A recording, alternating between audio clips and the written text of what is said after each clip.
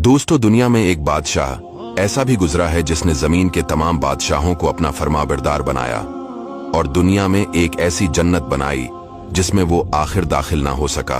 और इस बादशाह का नाम शद्दाद था। शद्दाद कौम आद के बेटों में से एक बेटा था। एक मुतकब्बिर बादशाह था। इसने जन्नत का जिक्र सुनकर सरकशी के तौर पर दुनिया में बनानी चाहिए और इस इरादे से एक बहुत बड़ा शहर बनाया जिसके महल सोने चांदी की ईंटों से तामीर किए गए। जबरजद और याकूत के सतून इसकी इमारतों में नस्ब हुए और इन्हीं से फर्श बनाए गए। संगरेजों की जगह आबदार मोती बिछाए गए। हर महल के गिर्द जवाहरात पर नहरें जारी की गईं और तरह तरह के दरख्त लगाए गए। जब ये शहर मुकम्मल हुआ तो शद्दाद बादशाह अपनी सल्तनत के साथ इसकी तरफ रवाना हुआ।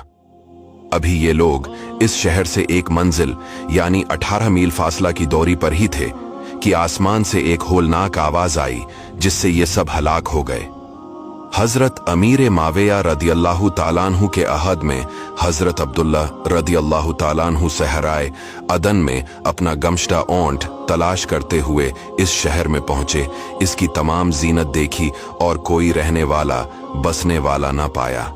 फिर थोड़े थोड़े से जवाहरात लेकर वहां से चले आए। जब ये बात अमीर माविया को मालूम हुई तो उन्होंने हजरत अब्दुल्ला को बुलाकर सूरत हाल दरियाफ्त की। उन्होंने सारा किस्सा सुनाया तो हजरत अमीर माविया रदियल्लाहु ताला अन्हु ने हजरत काब अहबार से दरियाफ्त किया, क्या दुनिया में कोई ऐसा शहर है? उन्होंने फरमाया, हाँ, उसका इशारा कुरान पाक में भी आया है। ये शहर शद्दाद बिन आद ने बनाया था और वो सब अजाब इलाही से हलाक हो गए। और आपके जमाने में एक मुसलमान सरख रंग वाला, नीली आंखों वाला, छोटे कद का, जिसके अब्रू पर एक तिल होगा, ये अपने ऊंट की तलाश में इस शहर में दाखिल होगा। इतने में हजरत अब्दुल्लाह आ गए।